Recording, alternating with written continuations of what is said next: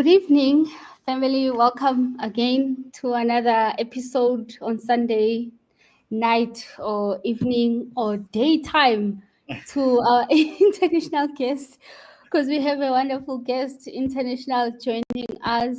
So we are here to dive into fitness, lifestyle, and the stories that keep us moving.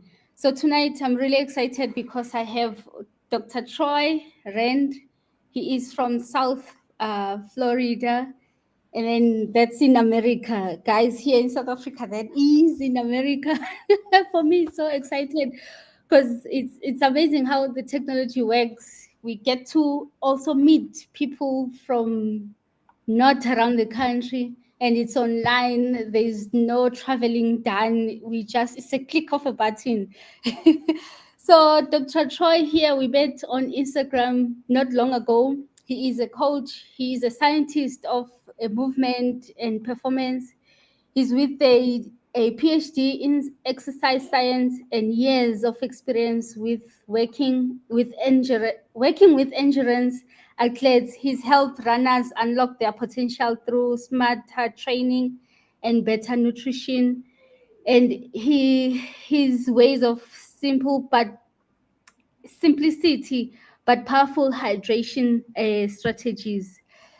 So, welcome to the live, Dr. Troy. Thank you How are very you much for having this me. evening? I'm doing very good. Thank you very much for having me. I also think this is amazing that we can meet like this halfway across the world and sit together and have this chat. So it's really awesome. Yes, it's great. It's great. So let's jump into it with nutrition and hydration. And it's how you also approached me that you know how social media works. You probably saw my profile and you picked up that I run, but I'm not an elite runner. I'm just a social runner. And one of the reasons I run is to keep up with health. And I'm also trying to lose weight.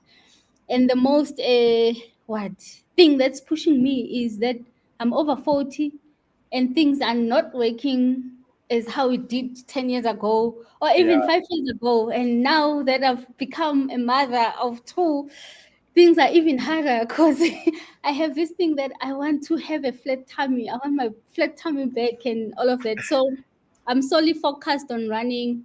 And then I haven't done much of planning and whatever. I just do the Garmin suggested exercises and sometimes Strava or Runner, the Runner app. So with you here, we are blessed to talk to you directly and ask questions, and you might get questions from the audience. So, but in Awesome. preparation of our talk, it is to really ask and delve deep in how you started and why. And I know with Yeah. you being a coach, but there has to be some history behind with you and fitness, and then how did you come about to thinking now I'm ready to be a coach? And yeah, maybe Yeah. you can take us through that history. No, for sure. I'm actually with you in that I'm not a elite athlete by any means. I started running. I didn't start running until I was older. I ran some as when I was younger because I had played sports or do martial arts, but I didn't really get into running until I was in my late 20s, almost 30. But when I got into it, I started and went full bore. I I started running like 2005, and then my first marathon was 2006. And then over the next 5 years, I did a dozen marathons. I did a couple of ultra marathons, some 50 milers, and then a half Ironman. So I was doing several per year. Okay. Because I was doing that, I immediately found out how important nutrition is for being able to get through a marathon. Because my first one, I was eating the gel every 45 minutes or whatever the package said. And it wasn't the ideal nutrition plan. You know, I did go to Mhm. grad school then, and I slowed down my running a little bit because grad school was so intensive. But through grad school, I did actually complete a full Ironman, and then I did a couple of marathons. And then I graduated and moved to South Florida, where it's nice and really hot here. And I've been doing marathons every couple of years or so here. I'm getting ready to do one next February. And again, the main reason I got into the coaching side of things was because I needed that when I started, didn't have it. And I figured it all out. And so then I thought, hey, it would have been nice to have someone show me this and give me the shortcuts in the beginning. And I just wanted to help and to give back to the community in some way, because I had a lot of people that helped me along the way. And so getting into coaching was kind of a way for me to give back, help other people. And I love being around endurance athletes. And so just getting, like what we're doing right now, for example, to get on here and to share this time together, this is why I do it. So, yep, I got into it. And I typically don't work with, elite athletes either. Most of my clients that I work with are regular people just trying to get through their first marathon without bonking, or trying to figure it out. Lose weight while they're training is a common one. There's a lot of variety of people I work with, but typically not the elite athlete. Okay, so we can even relate more, because I don't think I have anyone currently who's an elite. So you can coach us like social runners or average people who are really Right. interested in upping their game in fitness. So thank you for being with us. Anyways, Yeah. I'm chuffed. So, what are some simple but powerful hydration and nutrition tips that everyday runners like us that we can apply immediately? So hydration is probably one of the biggest things that can derail a good race. Hydration is so important. And right along with hydration is your electrolyte balance. So the sodium, along with potassium, magnesium, mostly the sodium is what we focus on, but it is good to have electrolyte supplements that have the others in there. But those two go hand in hand, and staying hydrated is important, but the best way to know how to hydrate or to know how much you need is by performing a sweat test. And I don't know if you've ever heard of that, or if any of the listeners have ever done one, but it's very simple. Is basically what you do is weigh yourself before you go on a run, and then you run and you weigh yourself again when you come back from the run. And that difference in weight is going to be how much fluids your body got rid of. Now, the caveat is you have to the best bet is to go on a run where you don't have to use the bathroom. So if it's a really long run, you're going to use the bathroom, then you're losing some fluids there. And then you also have to account for everything that you're drinking on that run. So if you go for a run, you drink 16 ounces of water, you're going to account for that when you do your pre-post weight.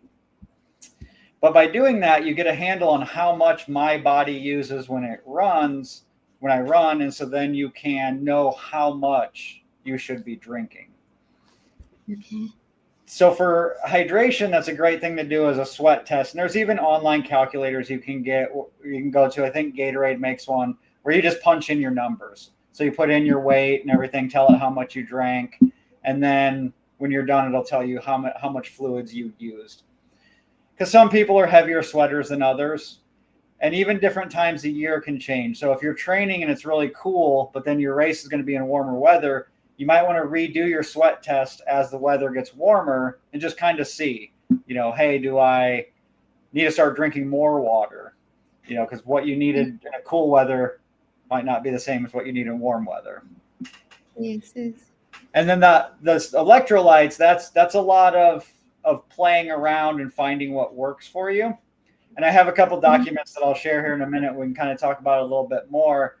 But you start at a certain level of electrolyte replacement, and then just see how that works. And then you can maybe go up or down based on, I always call it based on your research. I always tell my clients that you're a science experiment. You are the subject. We're going to run an experiment by having you do a long run with a certain nutrition and hydration strategy, and then we're going to analyze the data. And I can actually, going into nutrition, I can kind of show you that now. If you want to share the The sheet that has all the yellow on it, yeah, that one here. Okay. Yes, yes. So I have 2 documents I'm going to share here, and these are things that I share with people all the time, like not even clients, but just people on Instagram and stuff. If I'm just kind of talking with them on how to get their nutrition plan in order. This one right here is a guideline for endurance athletes of how much you should have of carbohydrates, protein, fat, water, sodium, and then caffeine if you consume caffeine as part of your nutrition. I like it when I run, but some people don't use caffeine, but you don't have to look at that. Now, if you look, what we have here are daily requirements, pre-exercise, during exercise, and then post-exercise. This is a great starting point, but you want to personalize your nutrition plan. And so, but I'm just going to use the sodium, for example, because we're talking about the sodium. If you look there, daily requirements is highly variable. No matter how much you're training, the sodium requirements are highly variable. Before exercise, you want to get at least 1 to 200 milligrams. And then during exercise, 500 to 1,000 milligrams per hour. So like I said, there's a big range there and it can vary. Some people are salty sweaters. Some people are not as salty sweaters. And so you would want to kind of play with that and then figure out what works best for you. So a sweat test will let you know kind of how much water. Because if you look at the water column, we also have, 16 to 24 ounces before exercise and then 16 to 24 ounces per hour. But if you do a sweat test, you can kind of figure that out a little bit more, fine-tuned. And then you also can see the carbohydrates, protein, and fat on here. And then it's separated. Like, for example, if you look at carbohydrates, if you look at your daily requirements, it's determined whether you're exercising for an hour a day, 1 to 4 hours a day, or more than 4 hours a day. So obviously someone who's ultramarathon training has higher requirements of carbohydrates than someone who's running 3 miles. So, go ahead. Yes, does this apply both women and men? Especially the measurements? Yeah, so this applies both to women and men. And if you notice, it's per kilogram. And so, females lots of times will need less, but it's because their body weight's less. So like carbohydrates, the daily requirement, 5 to 7 grams per kilogram per day. The only one where you don't see it per kilogram is when you look at during exercise. And that's just because you're expending that energy, whether you're a man or woman. It might still be a little bit different, but there is a range there. So if we're looking at like 30 to 60 grams per hour, a female may be on the lower end and a male may be on the higher end of that. And some of that comes with being able to do that much. So sometimes your gut may not handle 60 grams an hour or 70 grams an hour, but through training, sometimes you'll be able to handle more. Okay. And so I know this chart has a lot on it, but my first recommendation for people trying to put together a nutrition plan is you can use this chart as kind of a springboard. And then if you want to share the next thing that I have here, then what I would do is when I go for my long runs, what I do is I print out about 10 of these when I'm getting ready to start a training cycle or I want to kind of dial in my nutrition. And you'll see we have the pre and post training weight. That would be, again, just to look at your fluid balance. And then we have an area for what we ate before we trained, while we were training, and then after we trained. The after you trained is so important because of recovery. So then we can see how what we're eating after is affecting our recovery. So what I would do here is that top line that says goal is I would go to that other chart if I didn't already have a baseline, and I would put my goal in of, okay, before training, I need this much fat, which fat for the most part, you just want to kind of keep below a certain level. But more like protein, carbs, water, sodium. This is what my goal is. And then just write down what you had before you ran. Do the same thing for while you're running and same thing for after you're running.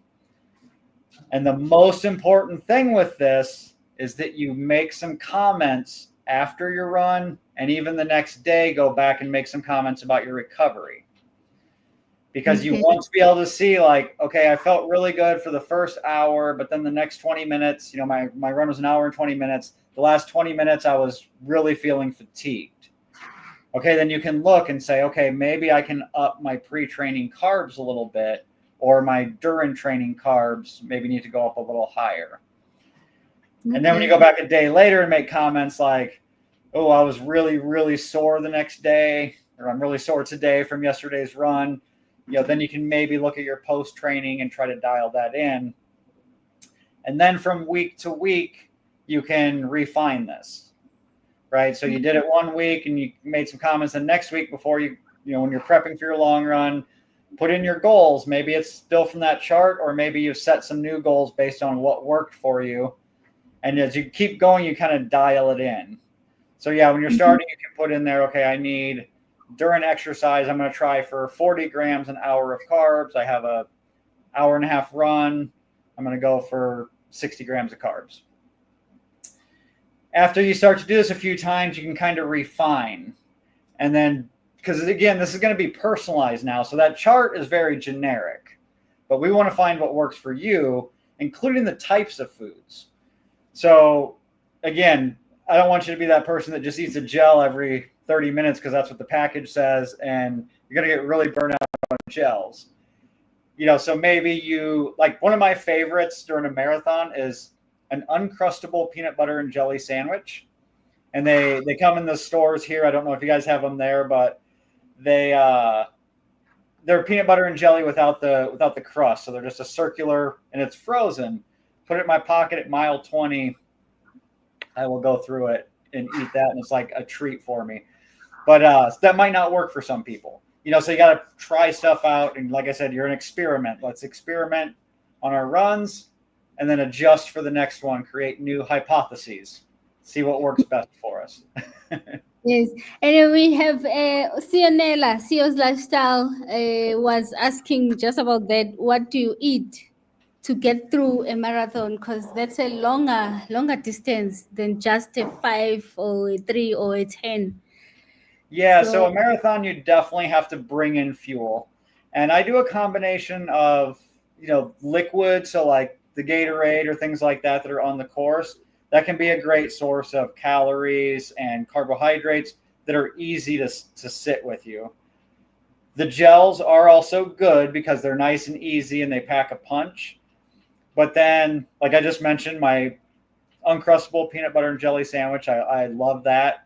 It's almost a treat, not necessarily like the best race food, but there's nothing wrong with it. It's great. And then dried fruit sits really well with me, and it packs a lot of carbohydrates. So sometimes like I'll bring some dried papaya, things like that.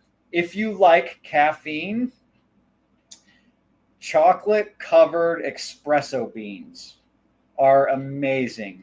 You get some carbohydrates from the chocolate, you get some caffeine from the espresso beans, and you can just munch on them while you're running, and they're amazing because you get the caffeine and the carbohydrates. But for the most part, try to keep it simple, not too complex. You don't want to bring anything. You don't want to be making sandwiches on the run. Yeah. Sometimes in ultra running, it feels like that. You get to the aid stations, and it's like a smorgasbord of food. And then I had one more question. That is, how many kilometers was the longest race you've ever run, Troy? So I've done, and I'm trying to convert to kilometers here because I'm in the U.S., so we do our weird miles. I know I've gone in miles. Maybe I'll quickly Google I was gonna it. say I've gone just over 100 kilometers because I was attempting to run 100 miles, and it was my only DNF. This was a couple years ago. I made it to 70 miles.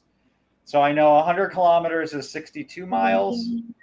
So I went about 112.6. Yeah, 112 kilometers.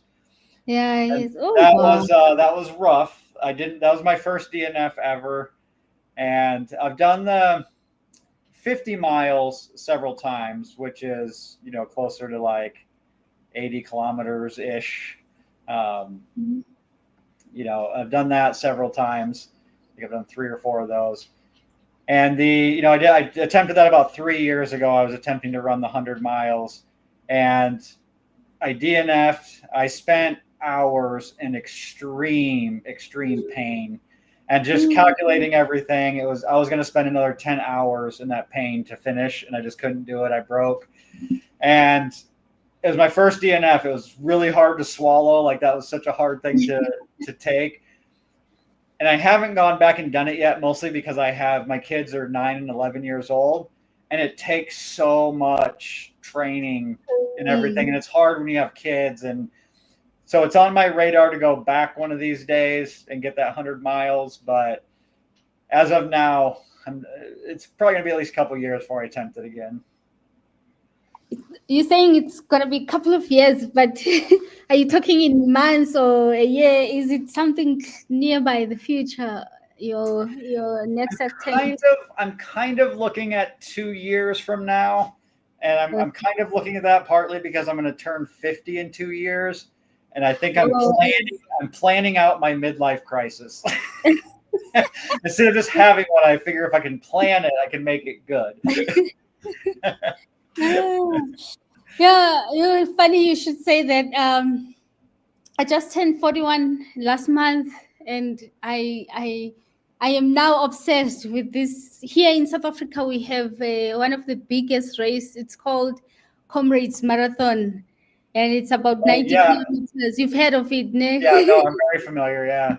So we usually around runners or the running community, people usually say, I don't say it. People usually say, if you haven't run Comrades Marathon, you're not really a runner. Right. So it's some funny pressure you put on yourself that at least once in a lifetime I want to do this. And then we get to hear the 100 milers, like you say. I've heard of that one. And I recently saw that, the guy that I follow, David Goggins, I don't know if you've heard of him. Oh, no, I'm very familiar with David Goggins. Attempt of it, this year one there in America. So going an extra mile or like extreme ultra mile or ultra marathon. It's quite something you get glued into, and even as you age, it kind of feels like you wanna gauge, like, if I'm at this age, can I still run longer than what I've ever done? So I had. now. As I say, when I started running marathons, I really trained hard to try and bring my time down, and I'm about a 4-hour marathoner, give or take. Like, my PR is 3 hours 50 minutes. Again, not elite by any means, just middle of the pack. And I would train so hard, and I would take like one marathon. I trained so hard, and I was like, I wanted to set a PR. I dealt with some cramping issues, and ended up setting like a 12-second PR. And I was like, that's not even a second per mile that I PR'd, Yeah. That's kind of when I decided, but I can run longer because, physiologically I'm limited. Like, I don't have the physiology to run a 2-hour and 30-minute marathon. No matter how much I train, no matter how much I believe, that's not going to happen. But you can't stop me from continuing going, right? So running farther is always in the realm of possibility. So it's kind of a mindset thing for me. Well, it gets you committed because a lot goes into running.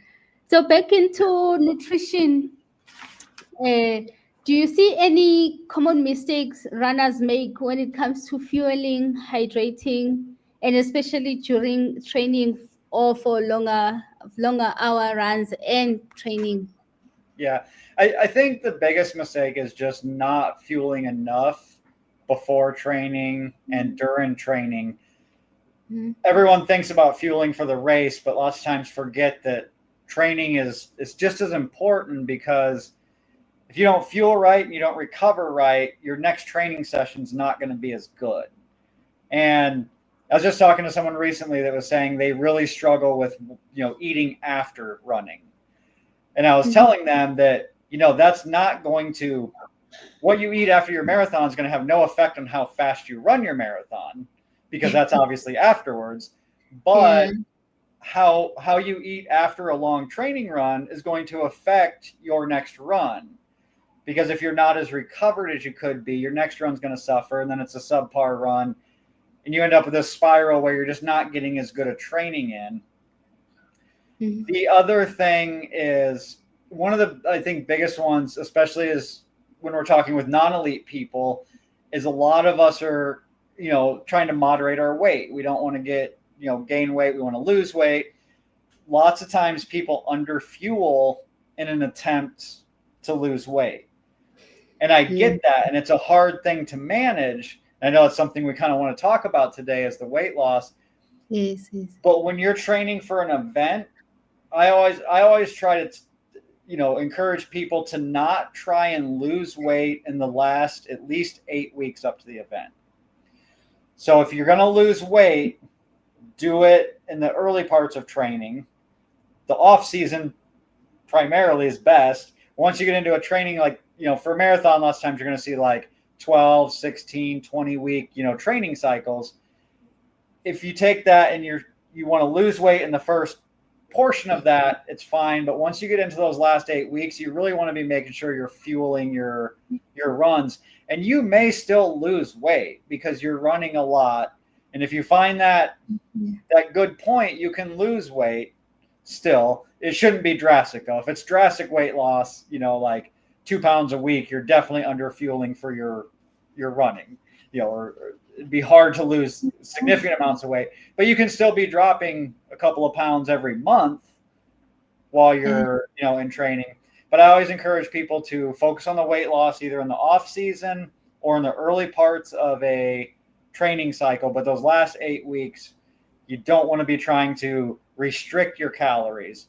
You don't have to overeat and gain weight. You just want to make sure you're fueling your runs properly. Okay. Okay. So while we're on that with fueling, do you take any supplement? Do you recommend any supplement? And what do you think about creatine and in the runners world? Because mostly, well, for me, what I've experienced or what I had thought about creatine was that it's for bodybuilders. Right. You as a runner, stay away from it. So just Yeah. focus on the shakes and the protein. Yep. So as far as supplements go, I don't do much. I No. will take a multivitamin. Even vitamin C, I take somewhat regularly. However, Mhm. vitamin C for the general population doesn't really have an effect, or the science shows there's not really an effect on the immune system, but they have seen an effect in marathon runners on the immune system. And so I think really anybody, whether it's marathon running or bodybuilding, or anytime you're like stressing your body to that level, it's good to have some extra vitamin C just to try and keep that immunity up.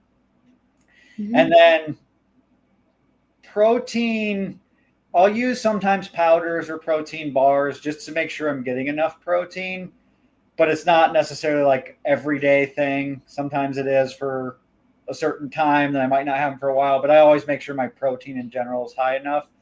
And then I do typically take creatine. I haven't been taking it for the last like month or so, but day in, day out, I pretty much take creatine nonstop.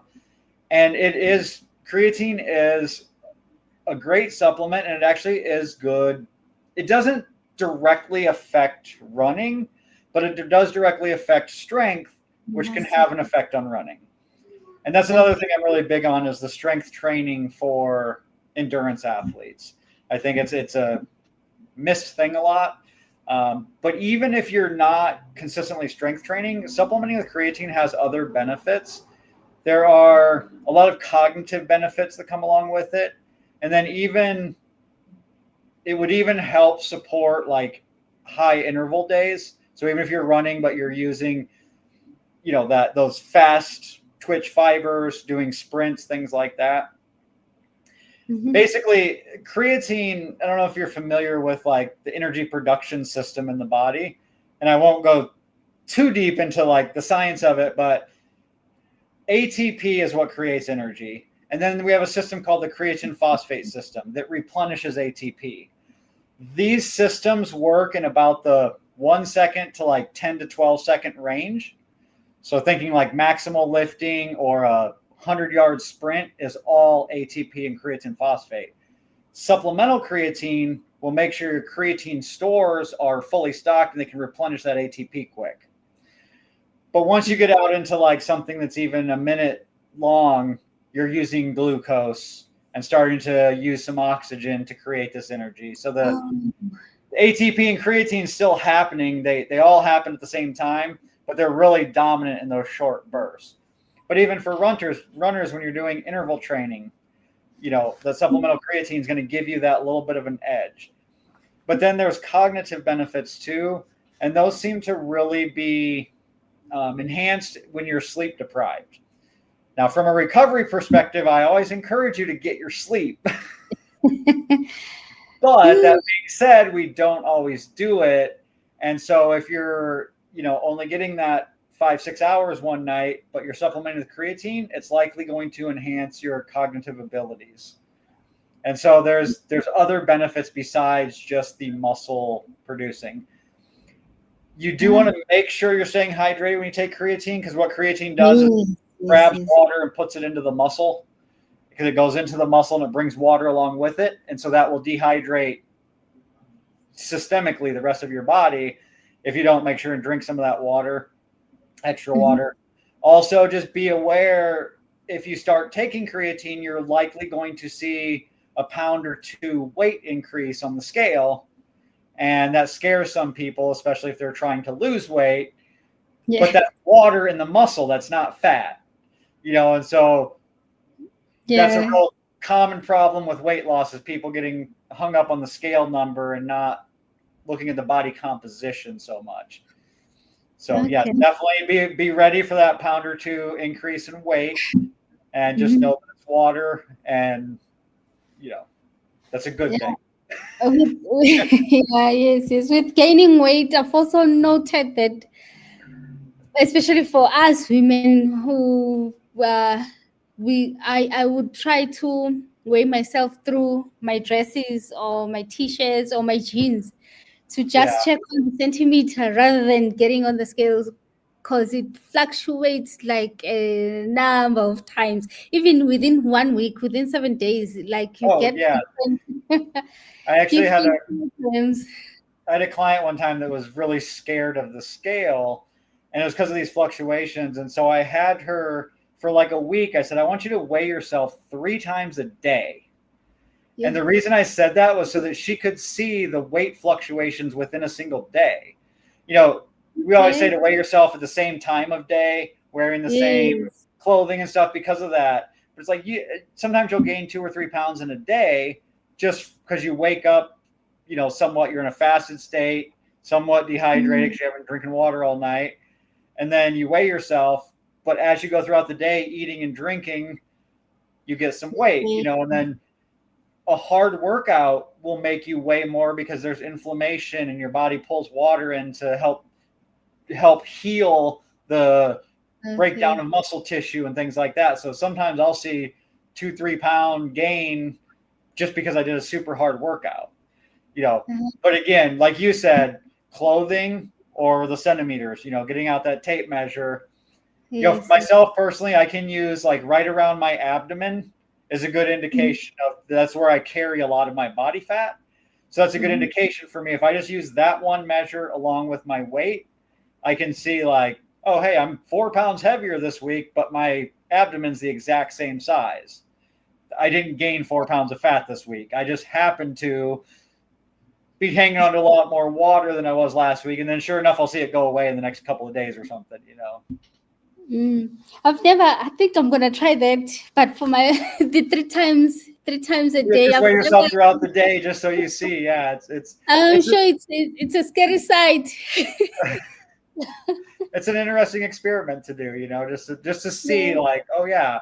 And then sometimes, you ate something for dinner that has a lot of sodium, which tends to make you hang on to water, a little bit, which is, we want that as runners, we want that sodium. But if you don't normally have that food and then you have it and you hang on to more water, you wake up the next day and you're heavier, but then the following day you're back to where you were, So yeah, if you're monitoring your weight, I always recommend weighing at least a few times a week and then taking your weekly average so that you can see your progression. But I always recommend including, the easiest way is tape measure, find a couple spots. You know, you can just look it up online for, you know, what to measure, but like measuring the waist, the hips, the thighs, good. If you want to get really in depth, you can go, there's places where you can do DEXA scans and bod pods, underwater weighing. You know, that gets a little bit expensive and, you know, complicated, but then you actually see how much body fat, how much muscle mass, you know, stuff like that. Okay. That's wow, that's very informative. um, then I have a segment of cortisol and runners over 40 or any age for that matter. But what is cortisol and how does it affect us, women and men? And with us trying to run for weight loss and or to keep up with the fitness. So, but in simple terms, with cortisol. Yeah, cortisol it's tricky. It has similar effects no matter what age you are, but I think when you're younger, you're able to deal with it better just because your body Okay. is a little bit more robust at dealing with things. As you age, it becomes more of an issue. But cortisol is just a hormone that we secrete in response to stress. And any type of stress will raise cortisol. And people always think about stress as being a negative thing, but there's also positive stress. You know, if you win the lottery, you will have a release of cortisol, you know, because your body is stressed, but we would consider that a positive thing. But with athletes, one of the issues is, you know, training is a stress on the body. So when we run and we lift weights, we're stressing our body, and we want to do that because then our body responds by becoming stronger. That's the whole adaptation to exercise. But part of that is we release this cortisol, and unfortunately, cortisol has a lot of negative effects when especially when it's chronically elevated. So if it's released in response to a stress and then it comes down right afterwards, we're good. The problem is a lot of us live in chronically stressed environments. So we go out for a run, we raise our cortisol, but then we come home and we're dealing with children or finances or a job that's stressful, and we never get a chance to fully relax and let our cortisol levels come down. And so it does things like it suppresses the immune system. It makes recovery harder. The bad one is cortisol actually breaks down the muscle and causes you to store fat. And that's where you hear so much of it with weight loss is like, I can't lose weight because of cortisol, which could be true. I mean, that could be makes things a lot harder, you know. And so the best things you can do to help, like, we want to run, and actually training over time improves your body's ability to downregulate the cortisol. So it's good to go out and train. You're going to produce this cortisol. What we need to do is we need to focus on the things after we're training and try to reduce stress as much as possible. Anything that can reduce stress, like mindfulness, meditation type stuff, is great for helping lower cortisol. Just resting in general. I know it can be hard in our fast-paced lifestyles, but if you can sit back and kick your feet up and just relax, that's great. Sleeping, that's probably one of the best things because it is the most restful state we ever get. So getting good sleep is going to make a huge difference. And, you know, I've been guilty of this. Like when I was training for ultras a few years ago, I was up and out of the house at 4:30 in the morning every time I was running because it's very important to me that I got home to see my kids for an hour before they went to school. So that meant that I had to get out of the house and get back at like by 6:30 so that I could spend a little time with my kids before they left for school. And so there was lots of nights I just wasn't getting the sleep I needed because I deemed that the time with my kids was more important. And so, you know, cortisol was wreaking havoc, you know. But nutrition, hydration, and especially that post training nutrition is very, very important, because that's what's going to enhance that recovery. So really just think of it as much as you can de-stress. And one thing people don't think about a lot, but is really good for cortisol, is having fun. So whatever it is that makes you happy, makes you laugh, maybe it's just hanging out with a friend that's you guys laugh and make jokes. Maybe it's going somewhere and playing a sport, just whatever it is that makes you happy, that's going to be stress relieving. And Okay. we should all just be happier in life. So Yeah. if you can find something to do to make you happy, you know what I mean? Yes.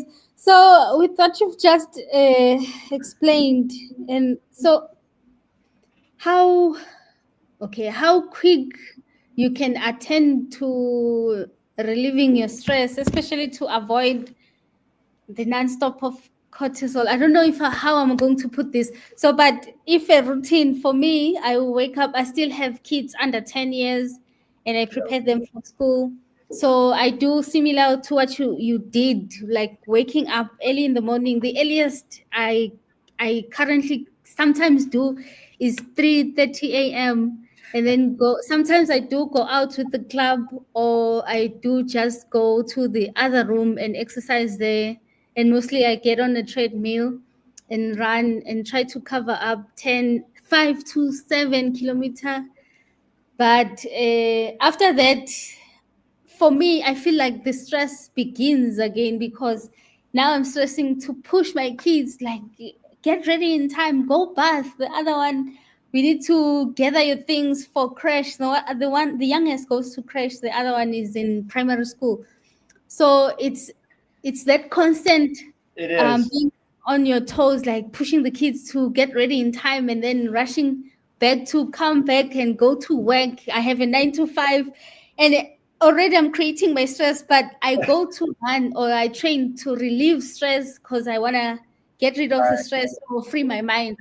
But then immediately after, I go back Yeah. and run the day. So my It, timing, how would that work? So it definitely can be difficult because we do live these fast-paced lifestyles, and like I said, I have kids also. Yeah, I yeah. think one of the best tips in this situation is just stop yourself and take a few deep breaths every so often. Just stop yourself, Okay. because no matter how chaotic it is, you can pull 10 or 15 seconds. Okay. Breathe, 15 seconds. just kind of change your mindset and try to do that throughout the day a little bit. And I actually kind of got this technique from I put on triathlons, so I like run them. And when I Okay. put on triathlons, it's a fast-paced work. I mean, we set up the day before, but then the day of a race, we start at 4 a.m. and I'm setting up timing lines and trying to get the start line ready and all this stuff. And then we have, runners going out in the water and then on their bikes, and we're Yes. timing, and it's just chaotic and fast paced.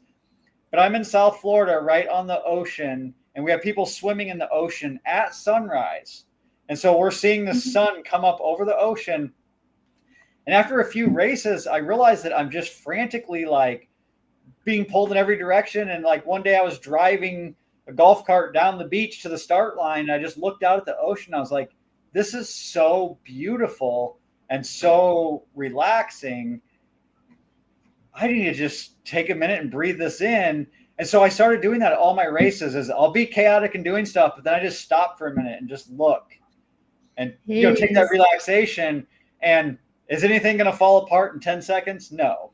So we can just take that 10 seconds and just recenter ourselves a little bit and then go on. I think that's one tip to kind of like break that up throughout the day.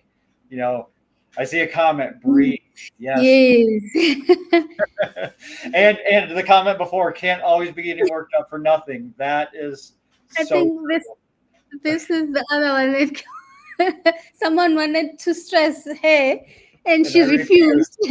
Exactly. Don't let people stress you. But the problem is we stress ourselves also. And that's where we got to not let ourselves stress us either.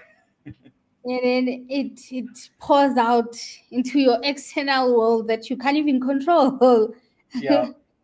Yeah. Well, that's, one of the big keys, I think, is focusing on what you can control, focusing Mm. on yourself, what you have control over, and the things you can't control, you have to let them be and learn how to make peace with the way they are. If you can have some effect on them and you need to do it, but that's a huge stress reliever when you don't try to control things you can't. Yes, yes. Um, I have another question for you in the running industry. So Yep. you've been in the running and fitness space for years. How long have you been involved in the industry, and what motivated you to stay focused on helping runners specifically? Yeah, so like I said, I started running in like 2005, and then I Okay. was doing my undergraduate degree in exercise science, and so I got involved really early on with the running community. And I also Mhm. used to put on running races like I do with triathlons now. I used to do it for just running.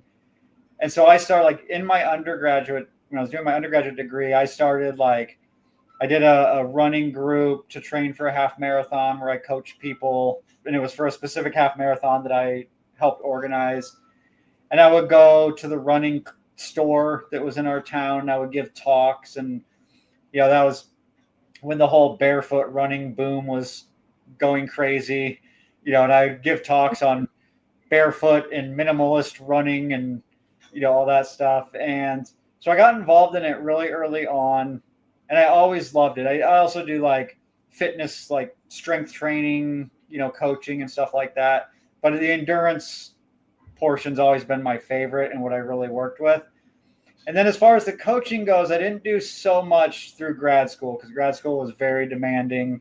And that was, about 8 years. And then when I first graduated from grad school, I went into a job working in a healthcare, an orthopedic surgery clinic. And that's when I started kind of doing it on the side, just as like, something to do that I enjoyed. Because I was doing this for a full-time job, and then I enjoyed doing this. So I started helping people with marathon training and stuff. And then after a Mhm. couple of years, I decided to go full-time into the coaching. And so I left that job and then went full-time. And that's been about 5 years now that I've been full-time doing the coaching. Oh, And then shortly after that, I picked up the triathlon work also, so putting on the events. And I love both worlds. It's very, putting on the events is a lot of fun. It's a lot of work, and but it's just, I love organizing and putting on a great event for people who, like the same people I'm coaching, not always the exact same people, but the same type of people I'm coaching then get to come and experience one of our events. And I love that. okay. And then how do you balance out everything with your family? Because you're a family man, you have two kids, and right now for you it's daytime. It's Sunday. For me, it's Sunday evening, and Yeah. we've negotiated with my family that I could please have 1 hour every Sunday night to do these lives because I'm at home. I don't even have an office, but it's their home as well, so Yeah. it spills out to them. But for you, you do this full time and you coach people, and if they approach you even after hours, do you even allow that? So how do I you yeah, strategize? I do allow after hours. It's funny. In in grad school, I taught classes. As a PhD student, I taught classes. And the first day of class, I put my phone number on the board, my cell phone, and I told the Mhm. students, I said, "You are welcome to text me, call me, or email me 24 hours a day." And I still Mm. maintain that same standard with everybody. But the only thing is, I may not answer. I may not get back to you right Okay. away. So I make Okay. myself, you can reach out at any time. And that's how I Okay. am with people on Instagram or through email or clients, WhatsApp or whatever. You're welcome to reach out at any time.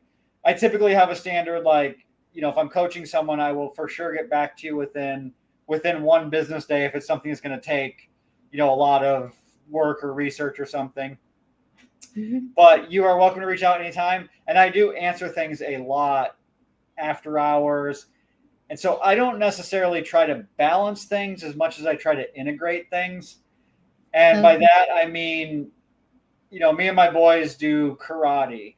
And I Mhm. drive to the karate school, and then they have a karate class for an hour, and then I have a karate class for an hour, and then we drive home. I will Okay. lots of times in that hour that they're in class be responding to Instagram messages or sending a WhatsApp to a coaching client, and so I try to integrate what I do within my life as opposed to trying to separate it and create boundaries. Now you still have to have some boundaries, but lots of times that boundary is I take my phone, I turn it off, and I spend a couple hours with my kids at the beach, or I leave my phone on, but I don't care, if it rings, I don't have to answer it or I don't have to respond to a message. So I think the biggest thing with that is to create integration as opposed to trying to separate and balance. Okay. Part of that being I love what I do. And so it's, if you have a job that I can see some jobs needing to kind of stay separate, but with me, it's Mhm. like what I do is just part of my life, I guess. And I like to keep it that way. Okay. Okay. Do you I don't know if have that a helps you at all in your situation, but it does help what in a way because I work with technology and then I'm now into content creation, but content creation birth was born because I was training and documenting myself in losing weight and having something out there to remind me where I come from or to see progress. So I right. had that. Why not? I just share my journey and like be vulnerable, share myself out there. And then eventually, I also early this year landed on like I thought that maybe I should speak to other people and have a conversation like this, something relaxed to exchange the experiences and the knowledge, be Yeah. it is from professionals or people who are just doing it on their own or coaches like yourself. So in a way, I would say it's part of me as well because we can't stay away from. Yeah, you can stay away from social media, but that's how we connect. So, Right. like for example, right now we've connected through a social Yeah. media platform, and we're sharing this. So Yeah. in a way, you can't stay away from it. So it's part. It's part of uh, what human experience. I like to put it that way. It's just No, human experience. I love it. I've been having such great conversations with people all over through Instagram. Just like I did with you, is I'll just reach out. You might come. I'm not even sure where I found your page, but things come across my feed because obviously I'm into running and I coach. So Mm. I get runners through my feed. I'm always on the different pages, and I just started reaching out to people, and I've met some of the greatest people, and like some people like they inspire me. I'll just chat back and forth for a little bit, and they're getting ready to run a 200-mile race or something. I'm just like, wow, they might not even need my help, but just to have that little conversation with them is so neat. And Yes, yes, and then things like this to be able to get on here and talk with you like we have been, it's great. I love it. yes, it's great. I love it too. So in closing, I usually leave a question or ask a guest to leave a question for our next guest. So last week, the person that I was with, it doesn't matter, no context. They can ask anything or you can ask anything and respond based on your perspective or on your life. So the previous question someone left was, we have a saturation of superheroes that are of a certain race in the world. Do you think it is a simple thing? Is it harmless, or that it could have a detriment to the balance of society or where we are in the world? That's how they place their question. You don't know them, they don't know you. So, So and the then question was that we have superheroes. What we have uh, superheroes it's of a certain race. yes, in the world or in the entertainment industry, yes. Right. Do you think it is a simple thing, harmless, or that it could have a detriment to the balance of society or where we are in the world? Okay, that's a interesting question. So, just to make sure I'm understanding, they're basically saying like when you look at like superhero movies, they're typically white superheroes, right? Yeah, well, As they're yes, saying. yes. No, I think that's I could see it. I could see it being detrimental in the sense that it could make children, who are typically the ones looking up to superheroes, feel not included, things like that. But I think a lot of that also comes down to how the parents frame things with their children. So I don't know that that in and of itself, it is detrimental, but it could be. And I think that we should see much more diversity in the superhero realm. And I think that would be good. Like, I know just looking at like men and women, you can see like, superheroes like Wonder Woman, can have a strong impact on a young girl, where you're not going to have, Superman's not going to have as strong of an impact on a young girl. So I think the same thing could be said for race, is that you could have, if we had more multicultural superheroes, that it would be better. But I think whether it's detrimental is going to come down to a lot to how the parents navigate that and how they can frame that to their children. Okay, okay. Thank you for that. I hope they are watching, because some people they do watch here and they never leave a comment. So I Yeah, hope I hope they'll get to hear your response to the previous question that they left. yeah. So also I would like to ask you to leave a question for our next guest on anything. It doesn't even have to be about fitness. Anything, any question. Okay, the question that I want you to ask the next guest is, what is the thing that makes you wake up in the morning? And Okay. by that, I mean basically like, what is your why, or what drives you in life, Okay. right? Okay. Yes. Thank you for that.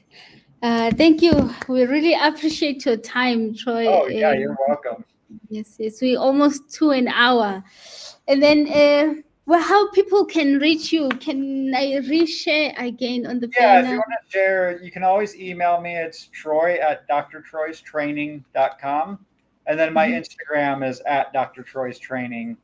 And you can reach out. You can reach me on Instagram. Just send me a message, and you can always send me an email. And yeah, I'd love if anyone has any questions.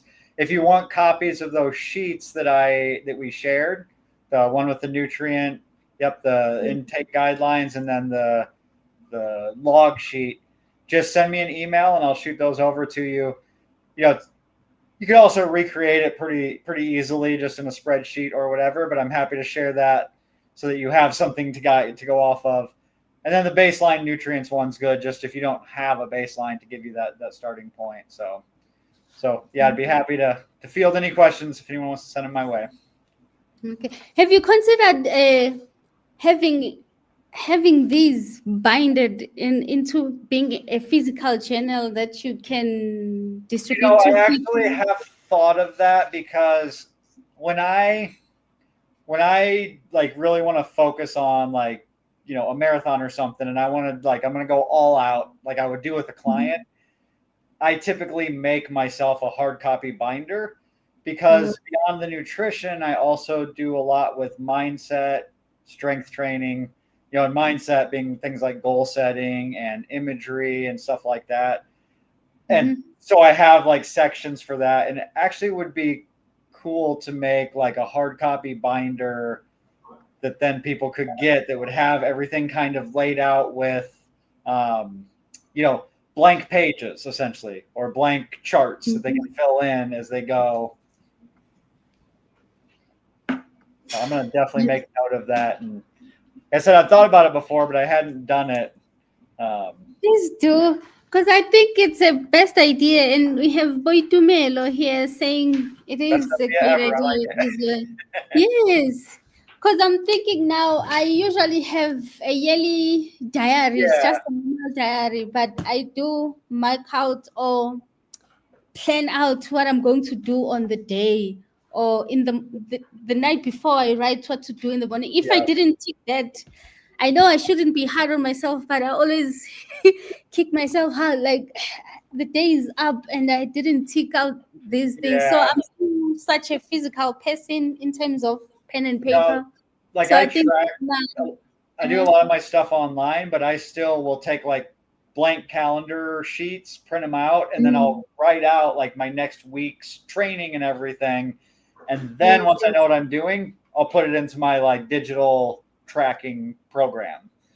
But okay. I still like to write things out by hand because you know, I like to get it It's set up and planned out, and yeah. then I'll put it into the digital.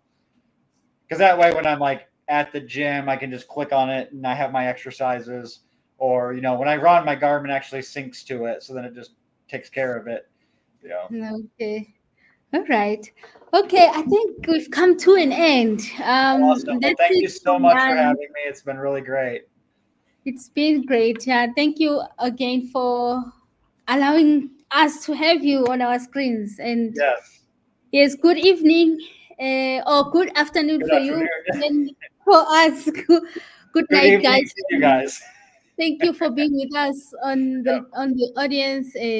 See you next time or next week. All Good right. night. Bye. Thank you. Bye.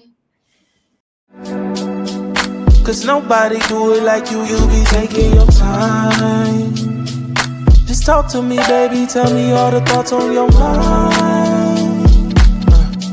Ain't shy, saying lies, saying lies. Keep the lights on in the daylight. Without you by my side, and it ain't right. Look, can't get right, I'll do it for life. I'ma knock it out the park, I'm done with the strikes. Done playing nice, done playing light. I'm stuck in your life. The other women, they a gamble, and I'm done with the dice.